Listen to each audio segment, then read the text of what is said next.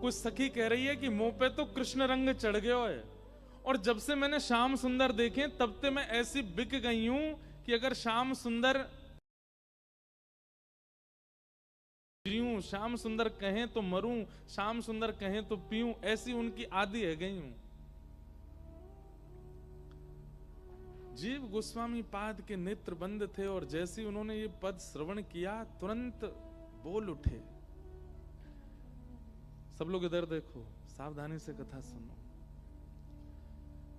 जीव गोस्वामी बोले, ये पद जो लिख रहा है ना, वो अपनी बीती बोल रहा है। ये किसी पूर्व द्वापर की सखी का भाव किसी ने नहीं लिखा है। ये जिसने भी पद लिखा है वो अपनी आप बीती बता रहा है।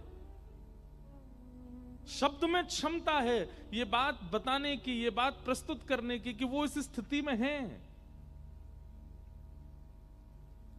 कितनी बड़ी बात। एक बात हम आपसे निवेदन करें बंधुओं, किसी की वाणी सुनकर के, किसी का भाव सुनकर के, किसी की कथा सुनकर के, किसी का प्रवचन सुनकर के ठाकुर जी चित्त में प्रकट होने लग जाते हैं। अपने मान यश आदि आदि जो भी विकार हैं वो धीरे धीरे नष्ट होने की इच्छा प्रकट होने लगती है। और सबसे बड़ी बात, अपनी गलतियां अनुभव करके उनको सुधारने की इच्छा प्रकट होने लग जाती है। समझ जाना कि वो व्यक्ति या तो ठाकुर जी है या ठाकुर जी का कोई अंश है, क्योंकि किसी की वाणी इतना प्रभाव नहीं डाल सकती।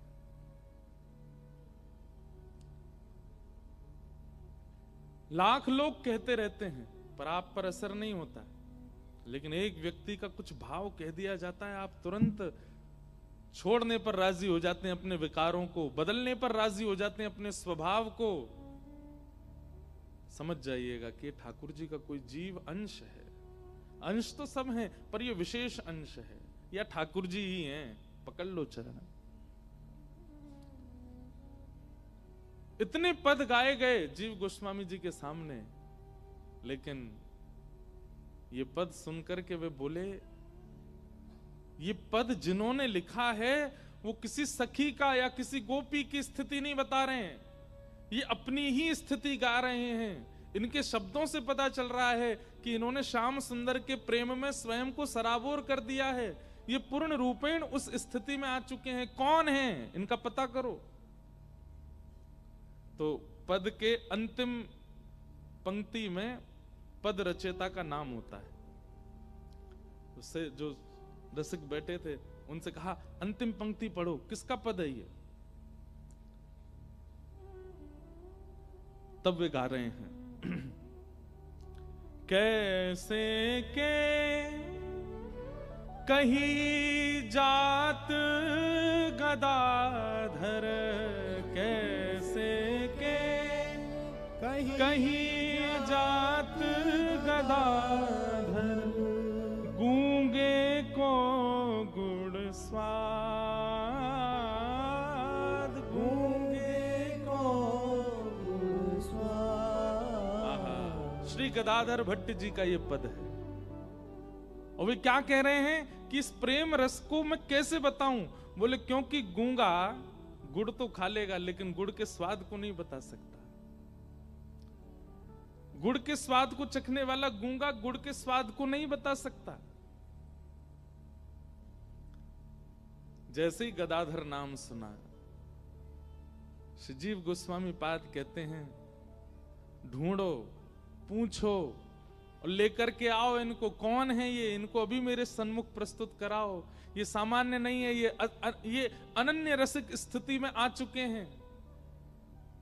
सब जो सेवक बैठे थे ना, वे सब सोच रहे थे इतने अच्छे अच्छे पद सुनाए हमने सूरदास जी के, आदि आदि सबके भाव सुनकर के इनके नेत्र सजल होते हैं, परंतु पहली बार सुना किसी का पद सुनकर के, एक पंक्ति सुनकर के इतने व्याकुल हो गए कि उसको बुलाओ। ये होती है रसिकों की कृपा। अब ये वृंदावन कृपा करना चाहता है किसी पर, और वृंदावन जब कृपा करना चाहता है ना किसी पर, तो ठाकुर जी राधा रमण जी नहीं बुलाएंगे, राधा वल्लभ जी नहीं बुलाएंगे, बिहारी जी नहीं बुलाएंगे, वृंदावन का कोई रसिक ही आपको बुलाएगा। तब समझो वृंदावन कृपा कर रहा है। हम तो कहें भैया, वृंदावन का व्यक्ति अगर फोन पे भी झूठ मूठ को बोल देना कि आ जाओ वृंदावन, तो आपको योजना बना लेनी चाहिए कैसे जाएं। वृंदावन बुला रहा है, कोई रसिक बुला रहा है। जीव गोस्वामी पाद कहते हैं इनको लेके आइए, ये गदाधर भट्ट सामान्य नहीं है। और उनके शिष्यगण निकल पड़े ढूंढने के लिए, कहां हैं। तो जिस स्थान पर वो रहते थे वहां पहुंच गए। तो गदाधर भट्ट जी एक कुआं से जल निकाल रहे थे स्नान आदि के लिए। इतने में ही जीव गोस्वामी पाद के शिष्यगण गए और जाकर के उनसे बोले, भैया हम लोग सब वृंदावन से आए हैं। जैसे ही सुना, इससे ऊपर कुछ कहा नहीं, केवल इतना कहा हम वृंदावन से आए हैं। ये बात सुनते ही मूर्छित हो गए। सोचिए कैसी प्रेम की अवस्था कि जिस वृंदावन का नित्य चिंतन करते हैं वहां से कोई आया है और भोर में आकर के केवल इतना बोल रहा है कि हम वृंदावन से आए हैं। ये सुन मात्र से वो बेहोश होकर गिर पड़े कि वृंदावन से आए हैं। मुझे आज वृंदावन वासियों का दर्शन हो गया। सुबह सुबह मेरे सामने आज वृंदावन को भजने वाले मेरे सामने खड़े हैं। ऐसी स्थिति हो गई उनकी। और वो बेचारे जो शिष्यगण आए थे वो तो घबरा गए। हमने तो ना कुछ कहा ना कुछ बोला, केवल इतना कहा कि हम वृंदावन से आए। ये तो मूर्छित हो गए। गांव के 2-4 लोग और आए, सबने आकर के कहा, बोले भैया क्या हुआ। बोले हम लोग वृंदावन से आए हैं और हमने ये कुआं से जल निकाल रहे थे, इनसे केवल इतना पूछा कि हम वृंदावन से आए। पूछना तो हम बहुत कुछ चाहते थे पर उससे पहले मूर्छित हो गए। बोले आप लोग क्यों आए हैं। बोले कोई गदाधर भट्ट करके रहते हैं आपके गांव में, उनको वृंदावन के जीव गोस्वामी पाद ने निमंत्रित किया है, बुलाया है, उनको लेने आए हैं। तब गांव के लोग बोले वो ये जो मूर्छित पड़े यही तो हैं गदाधर भट्ट।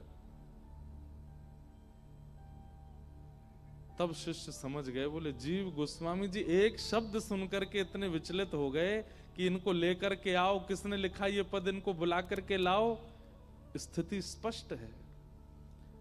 वृंदावन से आए व्यक्ति को देख करके इतने प्रेम में निमग्न हो गए, ये वृंदावन पहुंच जाएंगे अगर जीव गोस्वामी के दर्शन कर लिए या किसी अन्य रसिक के दर्शन कर लिए, इनकी स्थिति क्या होगी। वृंदावन से कोई गांव में आया, उसी से इतने व्याकुल हो गए। सोचिए आप, हम प्रेम, इस प्रेम की स्थिति के आसपास भी हैं।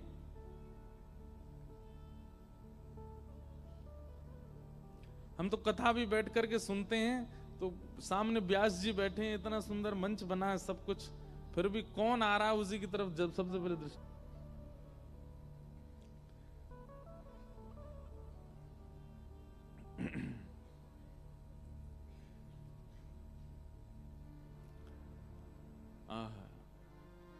सबने उन पे जल छिड़काव किया मुख पर, और जल का छिड़काव करके जब होश आया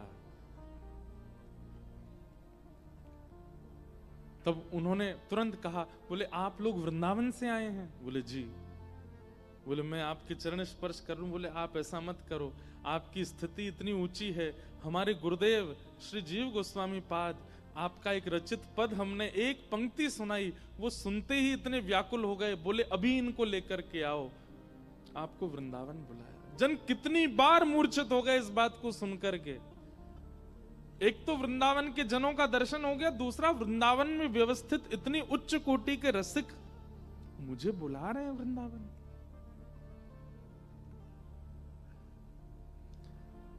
किसी ने भगवान से पूछा कि आपका परिचय तो सारे वेद पुराणों में लिखा है, लेकिन आप जिन भक्तों से प्रेम करते हो उनका परिचय कहीं नहीं लिखा। ठाकुर जी बोले उनका परिचय मैं देता हूं।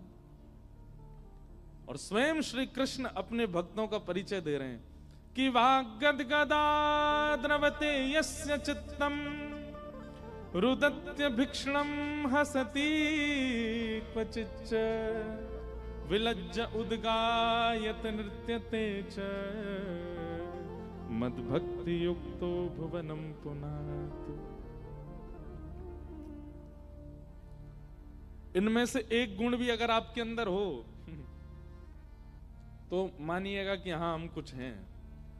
भगवान कहते हैं मेरे भक्तों के लक्षण क्या, बोले वाग गदगदा द्रवते यस्य चित्तम, मेरा स्मरण होते ही, मेरी कथा सुनते ही जिसकी वाणी गदगद हो जाती हो, जिसका चित्त आनंद से परिपूर्ण हो जाता हो। गदगद हृदय कैसा होता है पता है? व्यक्ति जब बहुत गदगद होता है, बहुत आनंद में होता है, बोलना कुछ चाहता है, निकलता कुछ है, वो करना कुछ चाहता है, होता कुछ है। इसको कहते हैं गदगद हृदय। पर हम जो चाहते हैं वो हमसे हो जाता है, इसलिए हम गदगद नहीं है। गदगद हृदय कैसा होता है? चरण रखोगे कहीं, जाएगा कहीं, करेंगे कुछ, होगा कुछ, चाहते तुम्हें हंसना पर निकलेंगे आंसू। इसको कहते हैं गदगद हृदय। ये कब होते हैं हम? जब होते हैं जब हमारे घर के बालक घोड़ी पे बैठ गए, आहा दुल्हा बन गए, गदगद हो जाते हैं। गदगद हृदय में क्या होता है? भूख नहीं लगती, प्यास नहीं लगती, नींद नहीं आती, थकान नहीं होती, शरीर में एक विचित्र सी ऊर्जा आ जाती है। हमारे लिए वृंदावन के प्रति कभी नहीं होता। ये सब तो व्यवहार में हमारे संग खूब होता है। ठाकुर जी कहते हैं मेरी कथा सुनते ही उसका चित्त गदगद हो जाता हो, वाग गदगदा, वाणी गदगद हो जाती हो, चित्त गदगद हो जाता हो। और दूसरा क्या कहते हैं? द्रवते यस्य चित्तम, एक क्षण के लिए गदगद हुआ और दूसरे क्षण में ही अत्यंत विरह उसके चित्त में आ गया। क्यों? कि अभी ये तो मैं कथा सुन रहा हूं, ये तो विश्राम हो जाएगी 2-4 दिन में, फिर मैं कैसे रहूंगा?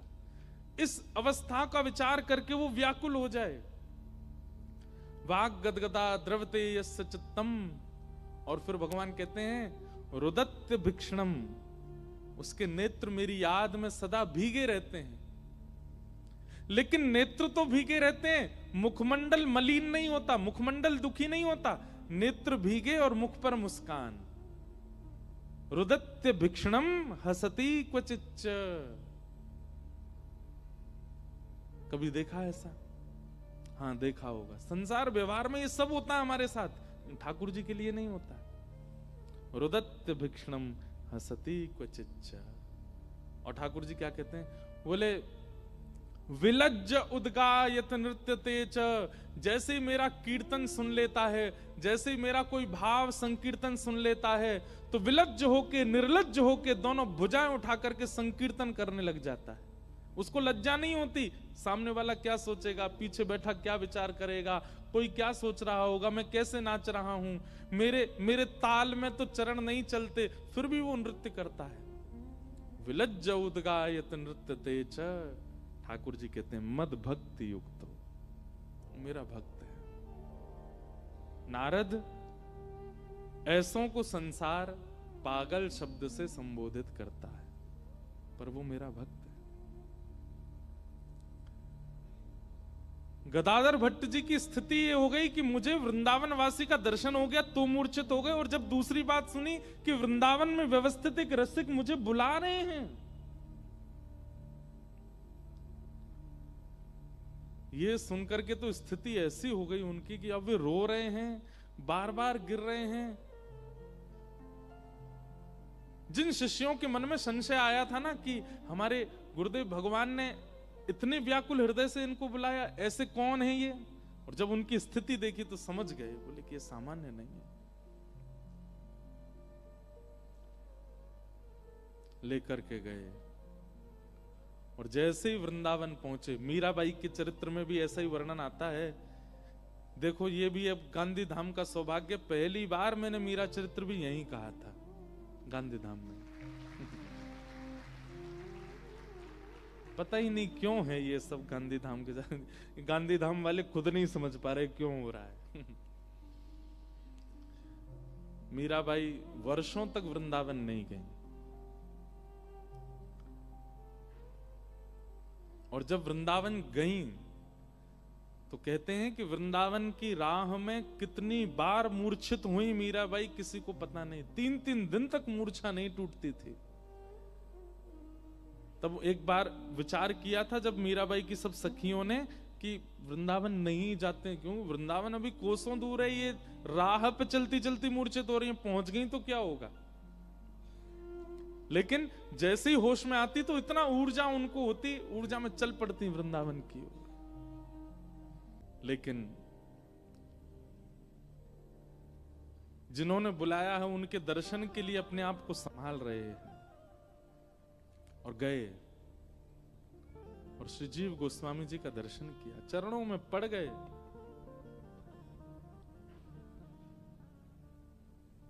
प्रयास तो बहुत समय से कर रहा था मैं वृंदावन आने के लिए, लेकिन सामर्थ्य नहीं मिल रही थी। आपने ब्रज में बैठकर के मुझे याद किया तो ठाकुर जी ने प्रयास किया कि मैं वृंदावन आऊं। बंधु, ये असली वृंदावन जाना होता है कि कोई ब्रज में बैठ के वहां ब्रज में रहने वाला, ब्रज में भजने वाला, ब्रज में जन्म लेने वाला, वो याद करके आपको बुला ले वृंदावन। हम आपसे स्पष्ट कह रहे हैं, हमसे भी जो संपर्क में है वो लोग भी, या किसी से भी ब्रजवासी से संपर्क में, ब्रजवासी अगर कह देना वृंदावन आ जाओ, तो उसकी वाणी में यही सोचना कि श्री किशोरी जी बुला रही हैं, चाहे 100 काम छोड़ के जाने पड़े, भागो वृंदावन पहुंचो, उसने बुलाया। हम एक बात, हमारा एक नियम स्पष्ट है, हम जिसको बुलाते हैं वृंदावन, कोई हो संपर्क में, उसको भाई वृंदावन आओ, हमारे लाल जी का उत्सव है, और तो किसी काम के लिए हम कभी नहीं बुलाते, उत्सव के लिए ही बुलाते हैं। सामने वाला व्यक्ति एक बार भी अगर आनाकानी करता, हाँ देखते हैं, सो वो नंबर ब्लॉक हो जाता, फिर दोबारा नहीं बोलते उसको। एक बार में नहीं आया तो भैया बार बार नहीं बोलना। इसलिए ब्रजवासी कभी बुलावे तो उस पर विचार मत कीजिए। आपको करोड़ों का काम हो रहा हो, दौड़ पड़ो, होके आओ। भले ही गए और मिले, तुरंत आगे दर्शन भी नहीं किए तो भी वृंदावन प्रवेश करके तो आओ।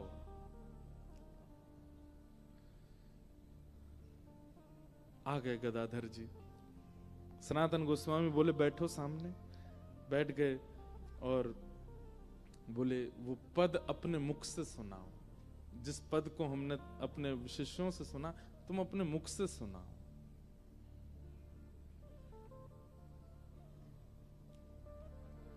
और तब श्री गदाधर जी ने सामने वो पद गाया, सखी हूं श्याम रंग रंगी, देख बिकाए गई वह मूरति, सूरत माही पगी। सखी हूं श्याम रंग रंगी, संग हुते अपने अपनों सपनों सो, सोई रही रस खोई। जागे हुअंग जागे हुआगे, दृष्टि परे सखी ने कुन न्यारो होई। सखी के भाव का वर्णन कर रहे हैं। एक सखी सोई है और सोते सोते उसको ठाकुर जी का दर्शन हो रहा है। कैसा दर्शन हो रहा है? गैया चराने ठाकुर जी जा रहे हैं, और जब गौचारण करने के लिए जा रहे हैं, श्रीमद् भागवत जी में ठाकुर जी की गौचारण स्वरूप का इतना सुंदर वर्णन है, कोई चित्रकार बनाए ठाकुर जी की ऐसी छवि। ठाकुर जी सुबह श्रृंगार करते हैं तो मणि पहनते हैं, माणिक पहनते हैं, स्वर्ण पहनते हैं, चांदी पहनते हैं, सब धारण करके बिल्कुल गोपाल बन के आनंद होते हैं। लेकिन जैसे ही ठाकुर जी गौचारण के लिए निकलते हैं, सब अपने आभूषण उतार देते हैं और क्या धारण करते हैं? बोले जिन जिन रस्सियों से गैया के खुर बांधे जाते हैं दूध काटते समय, उनको ब्रजभाषा में लोमना कहते हैं। कई गैया ऐसी होती हैं कि दूध निकालते समय वो पैर चला देती है तो बाल्टी दूध की गिर जाती है, तो कई माताएं, कई भाई लोग ग्वारिया गैया के पीछे वाले पांव बांध देते हैं कि कहीं दूध निकालते समय ये पांव नहीं मार दे तो कहीं गिर नहीं जाए। तो वो पाम बांधवे वाली रस्सी को लोमना कहें। भागवत जी में वर्णन करते हैं कि श्री ठाकुर जी, वेणु गीत में वर्णन आता है कि श्री ठाकुर जी जब गौचारण करने जाते हैं तो आभूषण पहन के नहीं जाते, तो क्या पहन के जाते हैं? बोले गैयाओं के पाम बांधने वाले लोमना। लोमना रस्सी इतनी बड़ी बड़ी होती है, इससे बड़ी नहीं होती। उसी को ठाकुर जी अपने सिर पर बांध लेते हैं। कितनी 9 लाख गैया हैं तो कितने लोमना होंगे।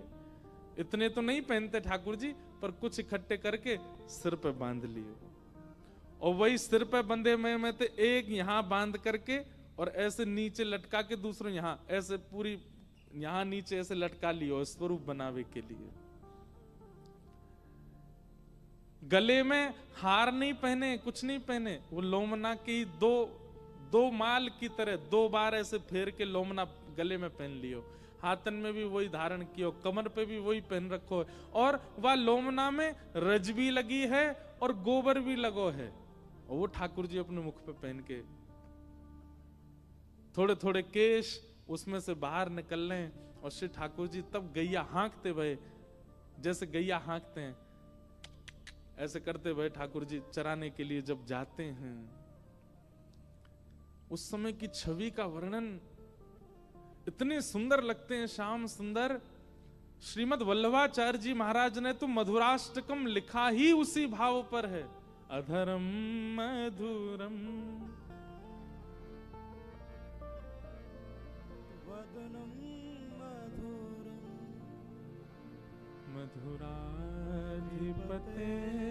मधुराधिपतेरखिलम हसितम मधुरम चलितम मधुरम वमितम मधुरम समितम मधुरम मधुराधिपते अखिलम मधुराधिपते अखिलम। ऐसे लगते हैं श्याम सुंदर। गदाधर जी पद गा रहे हैं और कह रहे हैं कि उस सखी ने सोते सोते ठाकुर जी का एक स्वरूप देखा कि आगे गाय, पाछे गाय, इत गाय, उत गाय, लोमना सिर पे बांधे और गले में पहने और वही को फेंटा बांधे। और फिर ठाकुर जी पता क्या करते हैं, जब वन जाते हैं ना तो फिर वन में गैया तो चरती रहती हैं, तो ठाकुर जी क्या करते हैं, अब वो लोमना जो पहने उन लोमनाओं को सजाते हैं ठाकुर जी। जैसे एक लोमना ऐसे बांध के 2 बार घुमा दिया तो 2 पट्टी आ गई। अब कहीं से गुलाबी पुष्प लेंगे उसमें खोस लेंगे, कहीं से पीले पुष्प लेंगे उनको लगा लेंगे। ठाकुर जी अपना खुद श्रृंगार करते हैं वन में जाकर मन लगाने के लिए। क्या करें, 2-3 घंटा गैया तो चरती रहेंगी, ठाकुर जी क्या करें, तो कहीं से घास ले लेंगे उसको ऐसे सजा लेंगे, कहीं पे पुष्प लगा लेंगे, विविध विविध प्रकार के रंगीन पुष्पों से एक सुंदर मुकुट जैसा बना लेते हैं।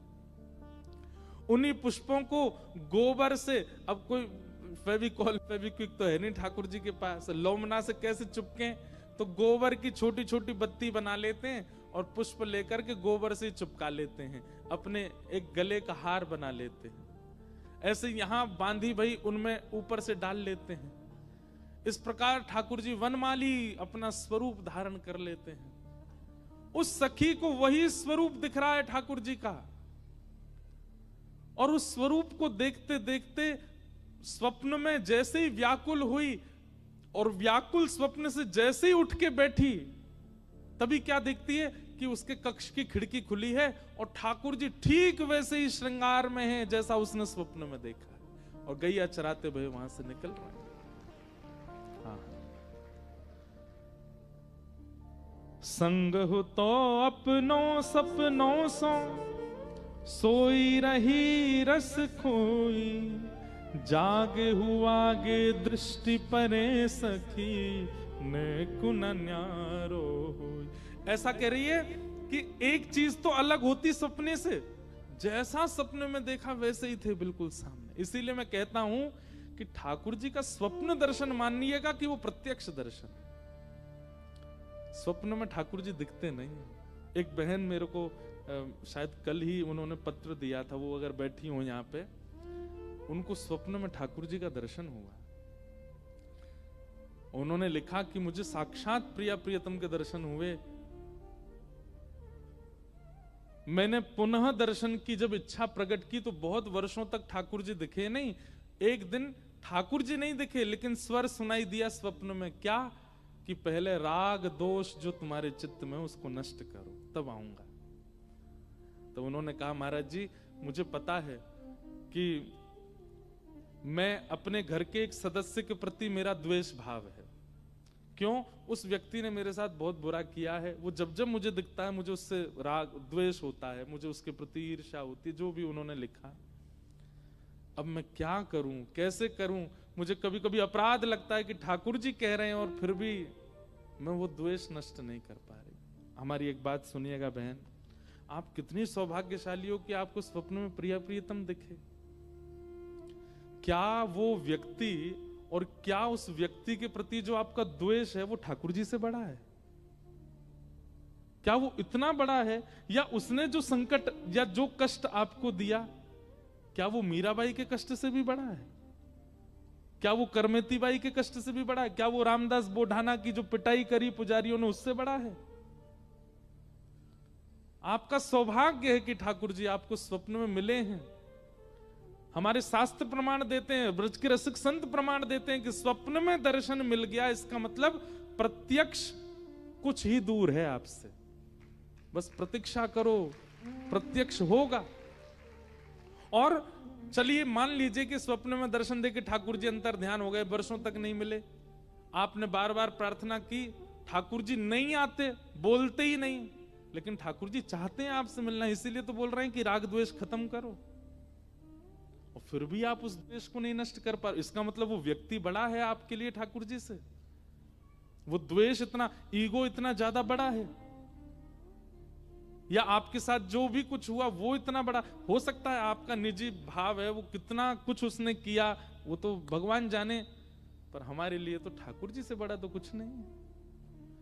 अरे भैया, ठाकुर जी को कहना ही क्यों पड़ रहा है स्वप्न में कि राग द्वेष खत्म करो? और कह दिया है तो इस पर उसी समय अमल कीजिए, नहीं किया अब कीजिए।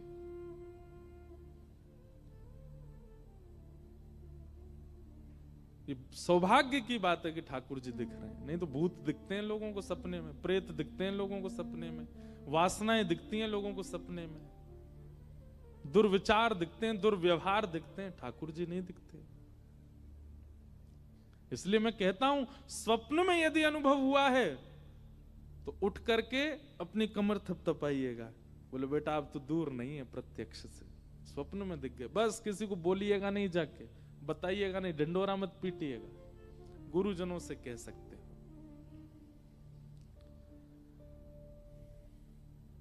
तो वो सखी कह रही है, जागे हूं आगे दृष्टि परे सखी नैक न न्यारो हुई।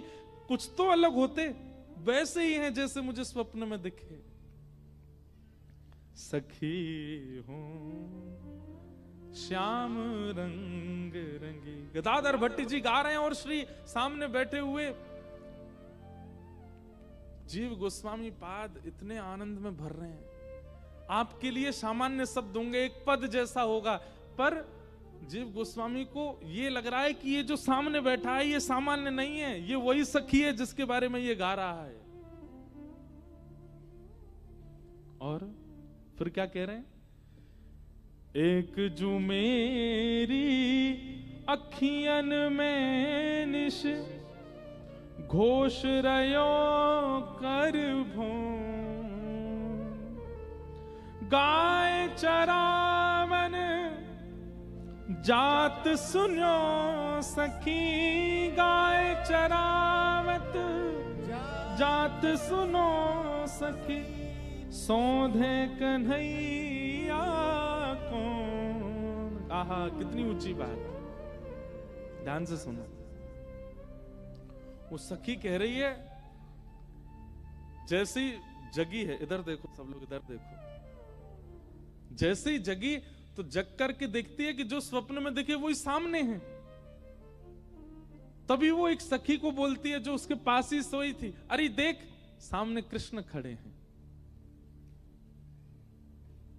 देख सामने कृष्ण खड़े हैं। तब वो सखी उठ करके बैठती है और बोलती है, कोई कृष्ण नहीं, कन्हैया तो गैया चरावे गयो है। तो वो सखी कह रही, अरे गैया चराने नहीं गए, गए तो थे लेकिन यहीं रुक गए, देखो सामने खड़े खिड़की पे। दूसरी सखी कहे, अरे मैंने जाते भय अपनी आंखन ते देखो, वो भी गैया चरावे गयो है। तभी वो सखी उठती है और उठ करके बाहर एक सखा को पकड़ती है ठाकुर जी को और बोलती है, अरे यूं बता कन्हैया कहाँ है? वो कन्हैया तो गैया चरावे गयो है। देख वंशी की धुन सुनाई दे रही है, अभी टेर बज रही है, मतलब लाला गैया चरा रहा है। तो वो सखी कह रही है कि ठाकुर जी सच में गैया चराने गए, तो फिर ये खिड़की पे खड़े हैं, जे कौन है? आहा, एक जो मेरे अखियन निशि घोष रहो कर मौन, ये मौन मेरी आंखन के सामने खड़ो है, और फिर मैं सुन कह रही हूं, गाय चरावन जात सुनो सकी सौंधे कन्हैया कौन? असली कन्हैया है कौन सो? अलग स्थिति का वर्णन है। कासो कहो कौन पतियावे, कासो कहो कौन पतियावे, कौन करे बकवाद, कौन करे बकवाद। सब जगह जाके पूछती है, अपनी बात पर प्रमाण ले रही है कि कन्हैया कहाँ है। सब कह रहे हैं कि वो तो गैया चरावे गए हो, और वो सबको लग कहती मेरी खिड़की पे खड़ो है। सब उसको पागल कहते हैं, हंस जाते हैं वहां से, अरे तू ऐसी है, 24 घंटा वही को चिंतन करे, या हमारे तो वही सब जगह दिखाई देवे। लेकिन वो जाकर के जब स्पर्श करती है तो उसको स्पर्श भी होते हैं, ठाकुर जी हंस भी जाते हैं। वो गाल पकड़ती है, ठाकुर जी का स्पर्श हो जाता है, और सब कह रहे हैं कि ठाकुर जी तो है नहीं, वो तो गैया चरावे गए। कैसे के कही जात गदाधर, कैसे के कही जात गदाधर, गूंगे को गुड़ स्वाद, गूंगे को गुड़ स्वाद। यही होता है, कृष्ण मिल जाएंगे तो ऐसे हो जाओगे, गुड़ तो खा रहे हो पर गूंगे हो जाओगे, बता नहीं पाओगे किसी को। बताने जाओगे या कहेंगे पागल है वो, बावड़ो है वो भैया। और पूरे ब्रज ने उस सखी को बावड़ा घोषित कर दिया, पागल घोषित कर दिया, ये तो बावड़ी है। सब सखियां नंद भवन जाती हैं कृष्ण का दर्शन करने, और उससे कहती हैं तू भी चल। वो कहती मैं क्या जाऊं, मेरी तो खिड़की पे बैठो है, तू तो बावड़ी है। अरे नंद नंदन वहां डोल रहे हैं नंद भवन में, अरे तुम्हारे काज डोलने, मेरे काज तो ये बैठे। कोई सखी कहती है अरे चल यमुना तट पर रास बिहार है रो है, हम भी चलें। अरे तू जा रास कर ले, अभी अभी भोजन पाके कन्हैया तो मेरे बिस्तर पे सोयो है। कहाँ है? जे सो रो। सब कहें तू तो बावड़ी है, वहां रास चल लो, तू यहीं बैठी है। ऐसी स्थिति एक गोपी का वर्णन कर रहे थे श्री गदाधर जी। जीव गोस्वामी बोले ये कैसे संभव हो सकता है? तुम कभी वृंदावन रहे नहीं, किसी रसिक ने तुम पर हाथ रखा नहीं, किसी की कृपा तुम पर हुई नहीं, तुम कैसे इस भाव में प्रवेश कर सकते हो? गदाधर जी को प्रति आश्चर्य कर रहे हैं। तुम कभी वृंदावन रहे नहीं, कभी नाम जप किया नहीं, कभी तुम पर कोई कृपा हुई नहीं, तब ये भाव तुम्हारे चित्त में कैसे प्रकट हुआ गदाधर? तो गदाधर जी थोड़े मुस्कुराए और अंतिम वो पद की अंतिम पंक्ति फिर गाने लगे। कैसे के कही जात गदाधर,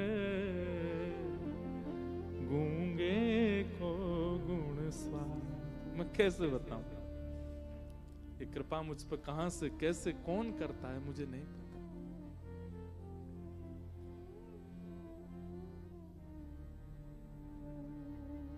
समझ गए जीव गोस्वामी। आचार्य कृपा करते हैं तब वृंदावन का यश प्रकट होता है, और कभी कभी आचार्यों की दृष्टि से यदि कोई रह जाता है तो उस पर श्याम सुंदर कृपा करते हैं, उस पर किशोरी जी कृपा करती है। गदाधर आचार्य दृष्टि का कृपा पात्र अब बन रहा है, पर इस पर तो ठाकुर जी की दृष्टि पहले से है, तभी ये भाव इसके चित्त में प्रकट हो रहे हैं। अच्छा एक बात हम कहें, मान लीजिए कि आप पर आचार्य दृष्टि नहीं पड़ी, गुरु दृष्टि नहीं पड़ी, तो फिर कृपा कैसे होगी? ठाकुर जी की दृष्टि तो पढ़ने से रही। हमारी एक बात को लिख लीजिएगा, ठाकुर जी की दृष्टि एक पे पड़ती है, जिस और कुछ नहीं देखते ठाकुर जी, बस एक गुण देखते हैं, दैन्यता। जितनी दैन्यता, जितनी सरलता, जितनी सहजता, जितना भोलापन, जितना सीधापन आपके अंदर है, उतनी जल्दी दृष्टि ठाकुर जी की आप पे। जितने चतुर, जितने व्याकुल, जितने विचलित हम हैं, उतने ठाकुर जी से दूर हैं। इस कथाओं से, सत्संगों से बंधुओं एक चीज का निर्माण करो। आप भजन करते हो, साधन करते हो, नाम जप करते हो, कथा सुनते हो, परिक्रमा करते हो, इन सबसे संसार ना मांग करके एक बार किशोरी जी से कहो कि हे किशोरी जी, किशोरी मोहे अपनों ही कर लीजिए, किशोरी मोहे अपनों ही कर। और या फिर अपना करने के लिए अपनों सो कर दीजिए, किशोरी मोहे अपनों सो। अपनों सो मतलब हमारे ब्रज में गाते हैं, किशोरी जी कहते हैं, सहज स्वभाव पर नवल किशोरी जो को, सहज स्वभाव पर नवल किशोरी जो को। सहज स्वभाव पर नवल किशोरी जो को, सहज स्वभाव पर नवल किशोरी जो को। मृदुता दयालुता कृपालुता की राशि है, मृदुता दयालुता कृपालुता की राशि। एक एक शब्द सुनिएगा। ये हमारे श्री राधा वल्लभ संप्रदाय के श्री हित ध्रुव दास जी का पद है। किशोरी जी का स्वभाव बता रहे हैं, सहज स्वभाव पड़ो नवल किशोरी जो को, सहज स्वभाव पड़ो नवल किशोरी जो को।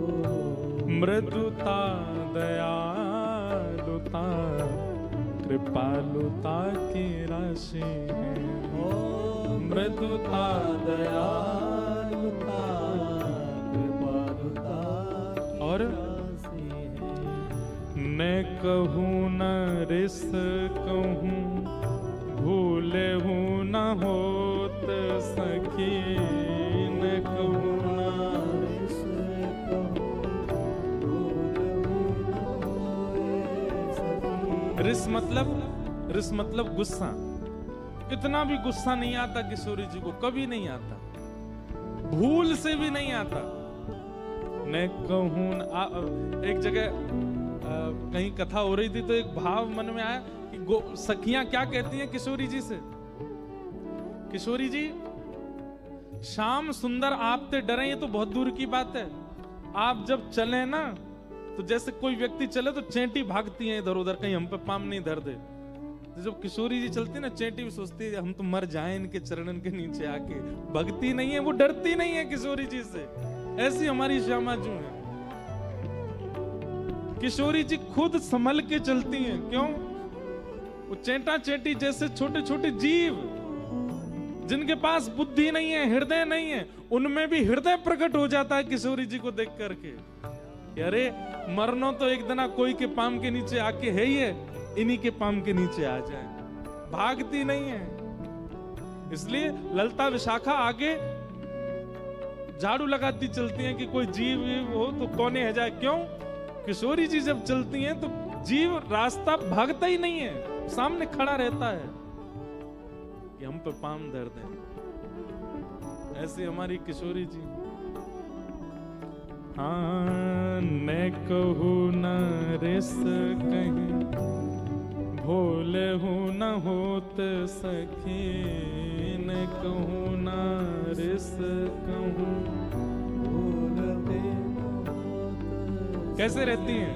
रहत प्रसन्न सदा ही यमुन सदा। हे ऐसी सुकुमारी प्यारी लालजू के प्राण प्यारी, ऐसी सुकुमारी प्यारी लालजू की प्राण प्यारी, ऐसी सुकुमारी प्यारे लालजू की प्राण प्यारी। धन्य धन्य धन्य ते जिनके उपासी हैं, धन्य धन्य धन्य ते जिनके उपासी हैं। हे हित ध्रुव और सुख जहाँ लगी देखियत, हित ध्रुव और सुख सुनियत जहाँ लगी सब दुख पासी है, सुनियत जहाँ लगी सब दुख पासी है। सहज स्वभाव पर नवल किशोरी जो को, सहज स्वभाव पर नवल किशोरी जो को। मृदुता दयालुता कृपालुता की राशि, मृदुता दयालुता कृपालुता की राशि है। ऐसे हमारी किशोरी जी, ऐसे बन जाओ तब ठाकुर जी की, तब बिना आचार्य के कृपा हो जाएगी। आचार्य क्या करते हैं? आचार्य कृपा करेंगे, दीक्षा प्रदान करेंगे, दिशा प्रदान करेंगे और फिर योग्य बनाएंगे कि ठाकुर जी की दृष्टि पड़े। लेकिन अगर कोई पहले से ही इतना सरल सहज और मृदुभाषी हो जाए तो आचार्य एक नियम क्या है, आचार्य के पास जाओ तो आचार्य पकड़ के ठाकुर जी के सन्मुख रखेंगे। लेकिन आप पहले ही सहज हो गए, सरल हो गए, निर्मल हो गए तो ठाकुर जी पहले ही मिल जाएंगे और ठाकुर जी पकड़ के फिर आचार्य के पास ले जाएंगे। ये तुम्हारे आचार्य हैं, इनसे मिलो। और आज गदाधर जी के साथ वही हुआ। गदाधर जी इतने उनको आचार्य ने खुद बुलाया है और वृंदावन आकर के श्री जीव गोस्वामी का दर्शन हुआ। जीव गोस्वामी बोले तुम सामान्य नहीं हो, तुम्हारे भाव बताते हैं कि तुम सामान्य नहीं हो। तुम पर हमारी किशोरी जी बड़ी भोली है। मुझे तो बार बार फिर कोई ना कोई कथा याद आ जाए। एक सूरदास जी का पद है, एक लीला सुनो। एक दिन कौतुक हुआ, सब सखियां बोली हे श्यामाजू, श्याम सुंदर आपसे बहुत प्रेम करते हैं। किशोरी जी बोली वो तो बहुत ही प्रेम करते हैं, इतना प्रेम करते हैं, इतना प्रेम करते हैं, मैं कहा बताऊं। सब लोग इधर देखो, बहुत ध्यान से सुनना। लेकिन ये सखियां जो है ना, ये पूरे दिन ठाकुर जी को छेड़ती रहती हैं, इनके पास और कोई काम नहीं है। किशोरी जी इनको मना करते हैं, अरे मत करो ऐसे, बेचारे भोले हैं। बोले तुम्हें ना पता, भोले से दिखें, पेट में 1.5 हाथ की दाढ़ी है इनके, हम सब जाने हैं ना।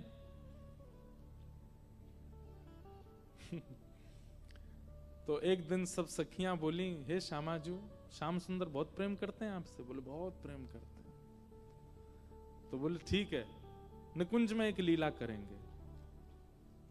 कैसी लीला? जो जा रहे हैं उनको जान दो, बाकी लोग इधर देखो। ये सब भाव सब जगह प्रकट नहीं होते भैया। गांधीधाम बारो तुम्हारे पाम पर हूं, सुन लियो।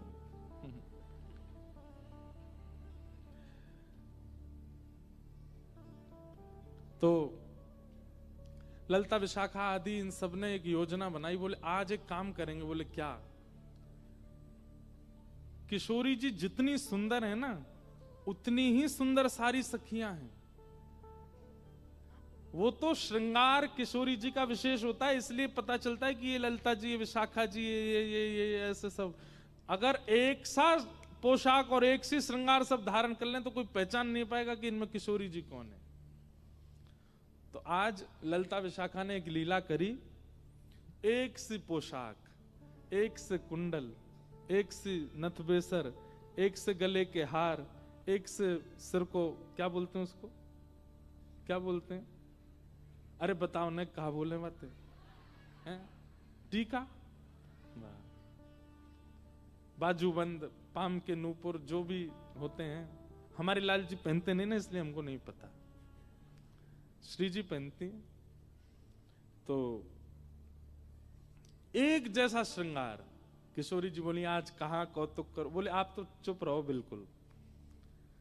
आज एक जैसा श्रृंगार होगा, एक जैसी माला, एक जैसे कुंडल, एक जैसे काजल, एक जैसी लालिमा, एक जैसो सब कछु। और आज श्याम सुंदर कुंज में आएंगे तब हम उनसे पूछेंगे बताओ हम में से राधा रानी कौन है। किशोरी, अरे ऐसे मत करो, बेचारे बड़े भोले हैं, एक से सब देखेंगे पहचान नहीं पाएंगे, और नहीं पहचान पाएंगे तो मुंह को कष्ट होएगा। तो सखियां बोली आप भी जानती तो होगी वो पहचान नहीं पाएंगे। नहीं नहीं, अब वो तो मुझे पता है कि वो पहचान तो जाएंगे, लेकिन कहीं तुम सबरी बड़ी उद्यमी हो, कहीं ऐसा श्रृंगार कर लियो, कहीं कोई और पे दृष्टि चली गई और फिर मुझे बड़ो श्रम है जाएगा। ललिता विशाखा बोली श्रम ना होगा, बल्कि स्पष्ट है जाएगी बात। ये जो आपके मन में इतना भ्रम है ना कि श्याम सुंदर बहुत प्रेम करें, अरे भाई प्रेम करें तो पहचान जाएंगे। किशोरी जी बोले अब तुम्हारी जैसी राजी हो तुम करो। सब ने एक जैसा श्रृंगार किया। महाराज श्याम सुंदर की तो कहा चले, ललिता विशाखा नहीं पहचान पा रही है कि सबन में राधा रानी कौन सी है। इंदु लेखा के पास गई और जाके बोली हे श्यामाजू, अरे मैं श्यामाजू नहीं, मैं इंदु हूं। वो श्यामा जी कौन से, पर वो हाथ खड़ो कर रही को मैं हूं यहाँ पे, यहाँ आओ। ऐसी सबरी एक सी बन गई कि आपस में नहीं पहचान पा रही है किशोरी जी कौन सी है। आज सबरी सखी बड़ी प्रसन्न, बोले आज श्याम सुंदर को पता चलेगी ये बहुत अपनो प्रेम प्रेम बता में। किशोरी जी के पास जाकर के सब सखी बोले तुम्हारे हाथ जोड़े, तुम्हारे पाम पूजे, और तुम्हें हम सबकी सौगंध है। बोले कहा आप कुछ ना कुछ ऐसा करोगी कि उनको पता चल जाएगा कि आप किशोरी जी हो, इसलिए आपसे हमारी प्रार्थना है आप अपने मन से कुछ भी नहीं करोगी। और सबसे आगे विशाखा जी खड़ी हो गई, मैं जैसे करूंगी मुंह देखते नहीं हूं, मैं जहां देखूं वहीं देखना है, मैं जैसे बोलूं वैसे बोलना है, मैं जब बैठूं वैसे बैठना है, मैं जब चलूं तब चलना है, मैं जो करूं वही करना है आपको। इतनी भोली हैं श्री जी, इतनी सीधी हैं, ठीक है कर लूंगी। प्रसन्न भी हैं सारी गोपियां, लेकिन चिंता भी हो रही है मन में कि कहीं श्याम सुंदर पहचान नहीं जाए कि कौन सी है किशोरी जी। आहा, शाम की बेला हुई, ठाकुर जी बढ़िया सुंदर कटकाछनी पहन करके, मुकुट धारण करके, सुंदर श्रृंगार गलमाला पहन करके और कानन में बढ़िया मकराकृत कुंडल धारण करके वंशी बजाते भय निकुंज में जैसे ही आए। निकुंज में प्रवेश करके जैसे नेत्र खोल करके देखे, आज तो भैया 9 राधा रानी खड़ी हैं सामने, अष्ट सखी और किशोरी जी। ठाकुर जी बोले जे का भयो भैया, ये सबरी किशोरी जी कैसे बन गई। अब सामने 9 की 9 एक साथ बोल रही हैं, आओ श्याम सुंदर स्वागत है। अब 9 को एक ही स्वर निकलो, ठाकुर जी सिर पकड़े, भैया जी का है गो, ये इतने सारे कैसे है गए। तब सूरदास जी का एक पद है, आहा, इनमें को वृषभानु किशोरी, इनमें को वृषभानु किशोरी, श्याम बताए देओ अपने कर सो, श्याम बताए देओ अपने कर सो, बालापन की जोड़ी किशोरी, बालापन की जोड़ी किशोरी, अब एक कोई बोल जाएगा और बाकी शांत रहे तो ठाकुर जी को पता चल जाएगी ज्यादा चपड़ चपड़ बोल रही है जो विशाखा है, तो इसलिए सब एक साथ बोल रही हैं, हे श्याम सुंदर। आप कहते हैं कि आपका और किशोरी जी का बालपन का संबंध है, आप बचपन से ही एक साथ हो। ठाकुर जी बचपन ते नहीं जन्मन ते संग हैं, हमेशा ते संग है। तो बोलो ठीक है, अपने आप उंगली रख करके बताओ हम में से किशोरी कौन सी है, हम में से राधा रानी कौन सी है।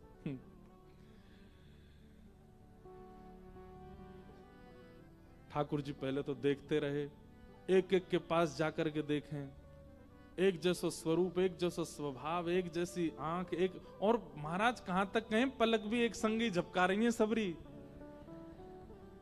ठाकुर जी को आज नानी याद आ गई अपने, बोले कि भैया कौन सी किशोरी थी। अच्छा एक बात, वास्तविक में ठाकुर जी को सब पता है, लेकिन अब लीला किशोर सखियां कर रही हैं, यही तो लीला है, यही तो निकुंज का आनंद है। तो ठाकुर जी भी उसमें ईश्वरत्व प्रकट नहीं होने देते, लीला है तो लीला ही चलने देंगे। वहां ठाकुर जी सहज ही ऐसे हो जाते हैं, ठीक है नहीं पता मुझे। एक एक के पास जाकर श्यामा जी मैं आपको सौगंध खा के कह रहा हूं, आप जो कहोगे सो करूंगा। अब पता नहीं कौन सी सखी है सामने, उससे ही कह रहे हैं, एक बार बताए तो आप ही हो ना।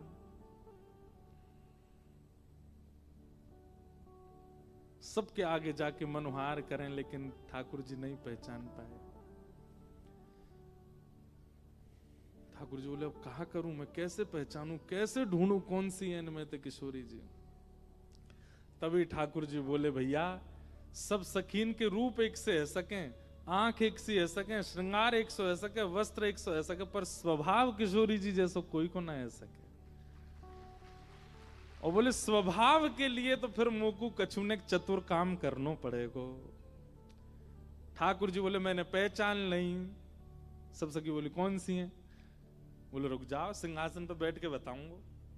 दूर जाके बैठ गए और सिंहासन पर बैठ के कहा कह रहे हैं, वह देखो ठाड़ी युवतिन में, वह देखो ठाड़ी युवतिन में, नील बसन तन गोरी गोरी, नील बसन तन देखो वो खड़ी।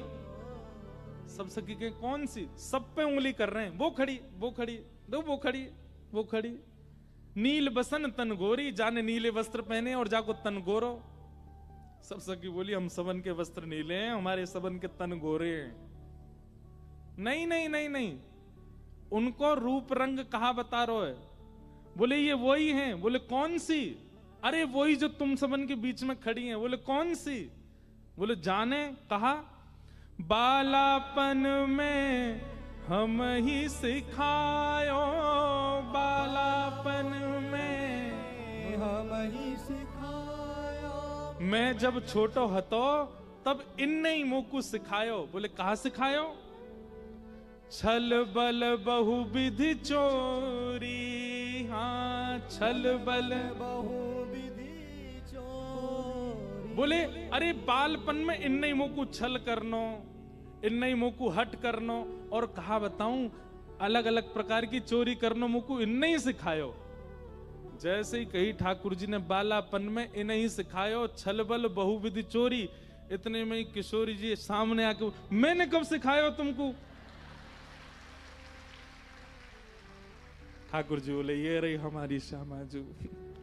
ललता विशाखा सब सिर पकड़ के बैठ गई। बोले हे किशोरी जू जी कहा कियो? किशोरी जी घबरा गई, अरे अरे मुझे गलती है गई। बोले गलती का है गई? आपने तो 2 मिनट में आके कह दी कि मैं हूं किशोरी। हाँ ठाकुर जी दौड़ करके गए, किशोरी जी को अंक में भर लियो। सब सकीन के नेत्र सजल है गए, कैसी भोली हमारी किशोरी जी, कैसी सीधी हमारी श्री लाडली जी। ऐसे सीधे हम हैं, ऐसा स्वभाव हमारो है, और हम भजते हैं राधे कृष्ण राधे कृष्ण। मिलेंगे हमें, उनके लायक हैं हम कहीं से भी।